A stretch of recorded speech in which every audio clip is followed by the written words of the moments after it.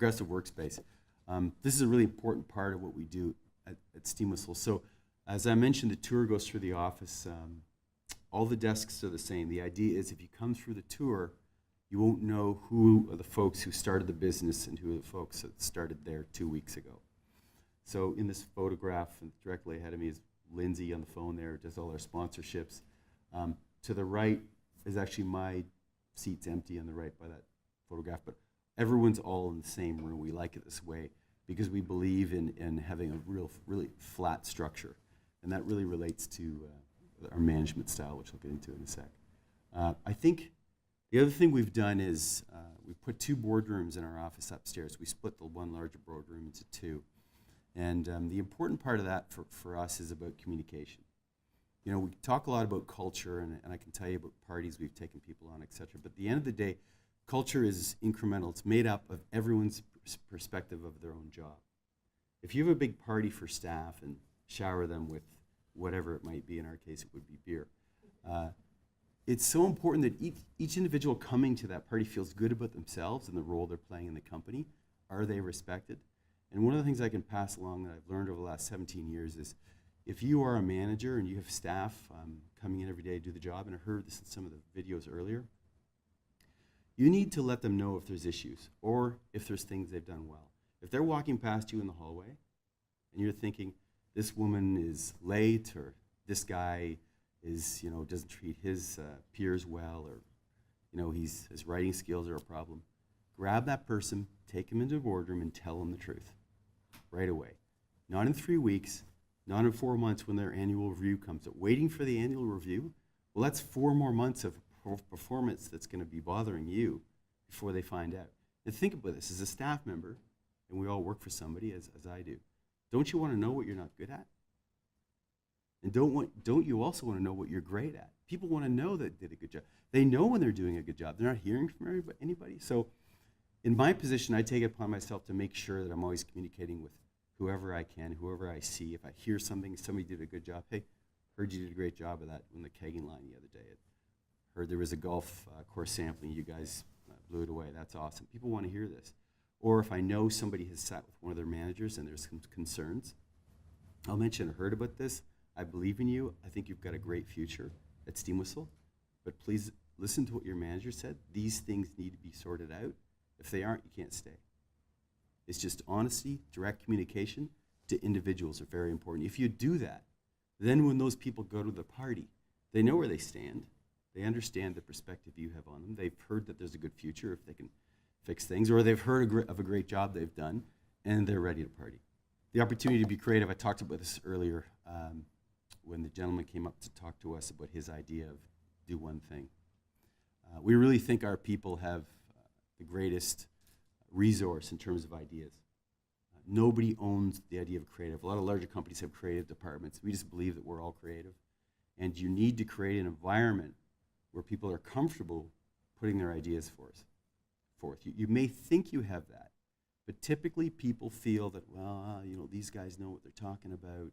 I'm not going to mention that. Or they think they know what they're talking about. The best thing is humility. Actually, I don't know what I'm talking about. We need to do a promotion in the LCBO. I have no ideas. What do you guys think? What could we do in the store that would make a difference? So we pulled groups of people in the room, random folks. What do you think? Some woman says, hey, why don't you do little lunch boxes? Steam Whistle has this overbuilt quality sort of work a day feel to the brand. What if we do a tin lunchbox and put 6 large cans in it and sell it in the store? That's a pretty good idea. Let's see what we can do. So we give it to our guy who does all our purchasing, and last fall we sold 20,000 of these in about 3 weeks. And if we hadn't talked to that staff member, these staff have incredible ideas. And a lot of organizations are going out and paying somebody, a third party, to give them ideas of what they can do, and they don't even know their brand. You're wasting your money. Talk to your staff. Consumers want businesses to act as sort of super citizens and believe that businesses have a responsibility to influence positive change, to behave ethically, and to make the world a better place, especially in today's world and especially with the youth culture.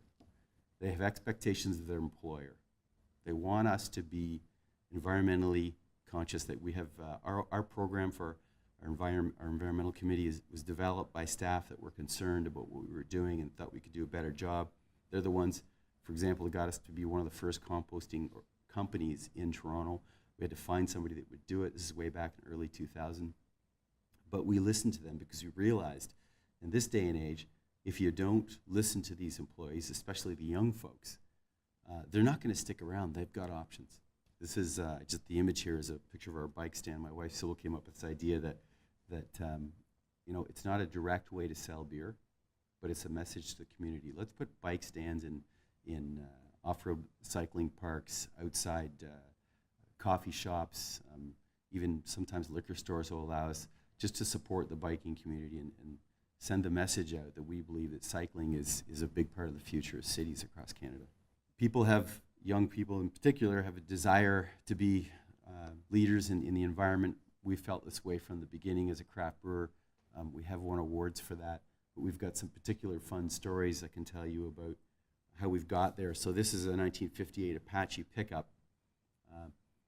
Gentleman by the name of Mike Crowley worked for us in the retail store, a real character. He worked there for 8 years while he became a doctor. He was a medical researcher. And I used to go in the upper boardroom and he'd be doing his homework in there, and it was like The Beautiful Mind for people who have seen that movie. He's writing all these crazy equations on the chalkboard in there. I knew he was going to do something great, but he went to become a medical researcher. He got a job in Seattle, and then right away started calling me saying, Greg, I've realized I'm not a doctor, I'm really a beer guy. So I'm going to quit my job, and I'm going to go to BC, and we can sell your beer there.